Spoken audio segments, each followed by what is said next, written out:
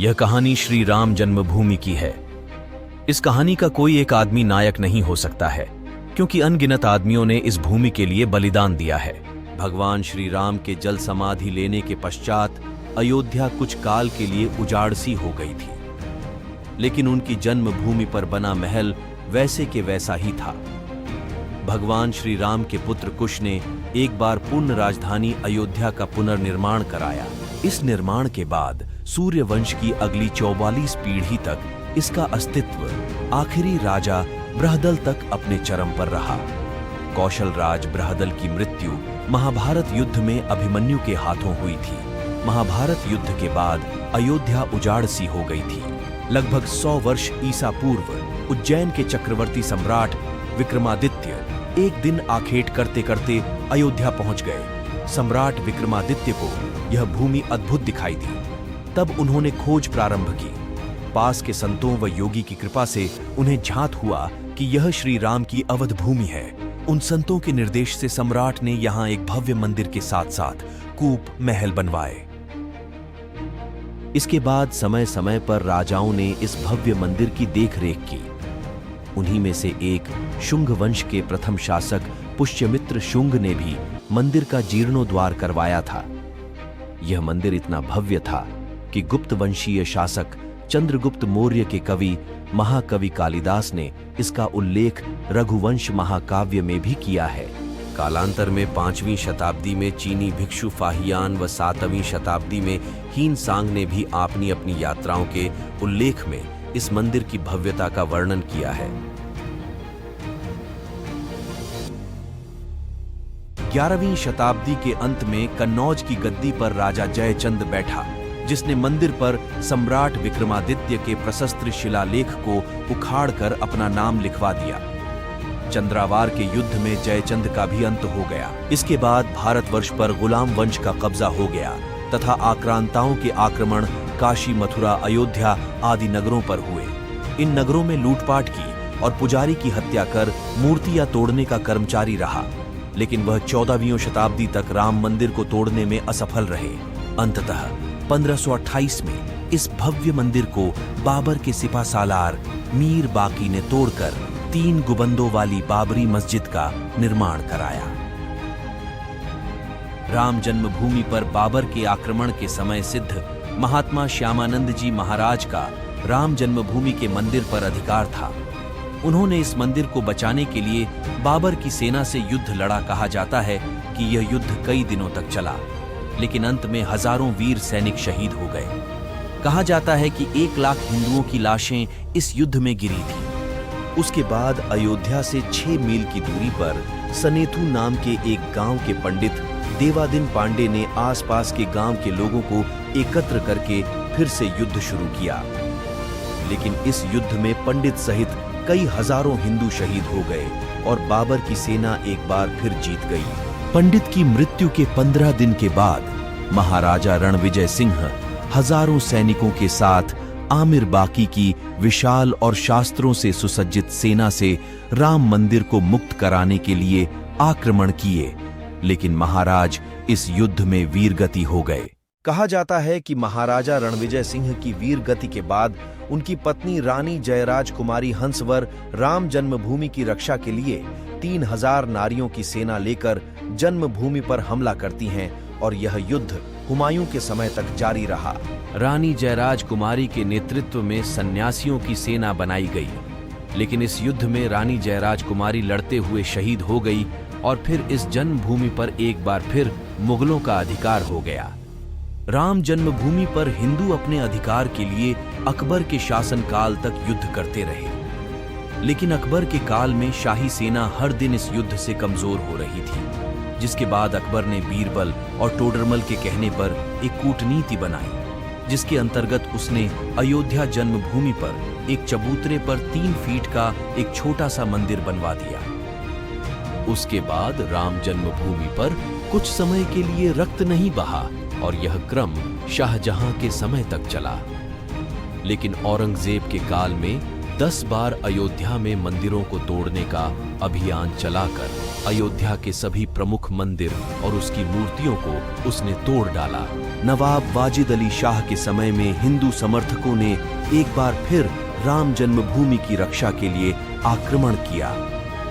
उस संग्राम में बहुत भयंकर खून खराबा हुआ। 2 दिन और रात तक यह संग्राम चला, जिसमें संकद्दों हिंदू मारे गए। लेकिन उसके बावजूद हिंदुओं ने श्री राम जन्मभूमि पर कब्जा कर लिया।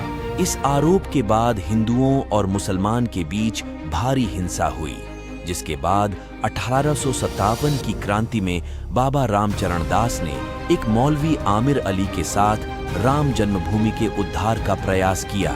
उस समय कुछ कट्टरपंथी मुसलमानों को यह रास नहीं आई, जिसके बाद 18 मार्च 1858 को कुबेर टिला स्थित एक इमली के पेड़ में बाबा रामचरण दास और मौलवी आमिर अली को अंग्रेजों के द्वारा फांसी पर लटका दिया गया। उस घटना के बाद ब्रिटिश शासकों के लिए लोगों का आक्रोश बढ़ गया, जिसके बाद 1891 में ब्रिटिश शासकों ने विवादित स्थान पर बाड़ लगाकर परिसर के भीतर के हिस्से में मुसलमान को और बाहरी हिस्से में हिंदुओं को प्रार्थना करने की अनुमति दी। अयोध्या विवाद के मामले को पहली बार कोर्ट में पेश करना हिंदू महंत रघुवर दास ने पहली बार अयोध्या मामले को 19 जनवरी 1885 को फैजाबाद के न्यायाधीश के सामने रखा। उस मामले में यह कहा गया कि मस्जिद की जगह पर भगवान श्री राम का मंदिर बनवाना चाहिए, क्योंकि इस मस्जिद से पहले वहां पर भगवान श्री राम का मंदिर था और यह भगवान श्री राम का जन्म स्थान है। 1947 में भारत सरकार ने मुसलमानों को विवादित स्थल से दूर रहने के आदेश दिए और मस्जिद के मुख्य द्वार पर ताला डालते हुए हिंदू श्रद्धालुओं के लिए एक अलग जगह से प्रवेश बनाया। 1950 में एक अलग ही चमत्कार हुआ। राम जन्मभूमि पर बनी मस्जिद के अंदर भगवान राम की मूर्ति पाई गई। इस पर मुसलमानों ने विरोध व्यक्त किया और फिर दोनों पक्षों ने अदालत में मुकदमा दायर किया, जिसके बाद सरकार ने इस स्थल को विवादित घोषित किया और यहां पर ताला लगवा दिया। इसके 3 साल के बाद विश्व हिंदू परिषद ने राम मंदिर के निर्माण के लिए अभियान को तेज करते हुए विवादित स्थल के नजदीक मंदिर की नींव रखी। उस समय इलाहाबाद उच्च न्यायालय ने विवादित स्थल के मुख्य द्वार को खोलते हुए इस जगह को हमेशा के लिए हिंदुओं को दे देने का आदेश दिया। 30 अक्टूबर 1990 को हजारों राम भक्त इस विवादित स्थल पर आकर विवादित ढांचे पर भगवा ध्वज को फहरा दिया। 6 दिसंबर 1992 को लाखों राम भक्तों ने बाबरी ढांचे को नष्ट कर दिया, जिसके परिणाम स्वरूप देश भर में दंगे हुए। इस दंगों के दौरान भारत के 13 नेताओं के खिलाफ आपराधिक साजिश का मुकदमा चलाने की मांग हुई थी। जिस समय विवादित ढांचे को गिराया गया था, उस समय राज्य में कल्याण सिंह की सरकार थी। उस दिन सुबह 10:30 बजे के बीच हजारों की संख्या में कार सेवक विवादित स्थल पर पहुंचे और 12-1 बजे तक कार सेवकों का एक बड़ा सा जत्था मस्जिद की दीवारों पर चढ़ने लगा और देखते ही देखते कुछ ही घंटों में पूरे ढांचे को कार सेवकों ने जमींदोज कर दिया। स्थान पर पूजा अर्चना करके रामशिला की स्थापना की गई। इस तरह 1528 ईस्वी में बाबर के सेनापति के द्वारा राम मंदिर को नष्ट करके बनाई गई बाबरी मस्जिद को 77 से भी अधिक युद्ध और सैकड़ों दंगों के पश्चात साल 1992 में पूरी तरीके से नष्ट कर दिया गया। राम जन्मभूमि पर राम मंदिर के निर्माण की आधारशिला और वास्तुकला राम जन्मभूमि पर भले ही साल 1992 में बाबरी मस्जिद को पूरी तरीके से नष्ट कर दिया गया, लेकिन कानूनी रूप से वहां पर राम मंदिर के निर्माण का आदेश नहीं मिला था। लेकिन लंबे इंतजार के बाद 9 नवंबर 2019 को सुप्रीम कोर्ट के 5 जजों की बेंच ने हिंदुओं के पक्ष में फैसला सुनाते हुए 2.77 एकड़ विवादित भूमि हिंदू पक्ष को देने और विवादित स्थल से कुछ दूर मुसलमानों को मस्जिद के लिए अलग से 5 एकड़ जमीन देने का फैसला सुनाया। इस फैसले के बाद 25 मार्च 2020 को रामलला की प्रतिमा को टेंट से बाहर निकालकर फाइबर मंदिर में शिफ्ट किया गया और यहां पर रामलला मंदिर के निर्माण के लिए भूमि पूजन किया गया। राम मंदिर की नींव भारत के वर्तमान प्रधानमंत्री नरेंद्र मोदी ने रखी और तब से लेकर अब तक कई लॉजिस्टिक बाधाओं को पार करते हुए राम मंदिर के निर्माण का कार्य जारी रहा। राम मंदिर का निर्माण 2,87 एकड़ की जमीन पर किया गया। इस मंदिर के निर्माण के लिए आवश्यक फंड को पूरे भारत भर के हिंदू श्रद्धालुओं से इकट्ठा किया गया। इस फंड में तकरीबन 3,000 करोड़ रुपए का चंदा मिला था।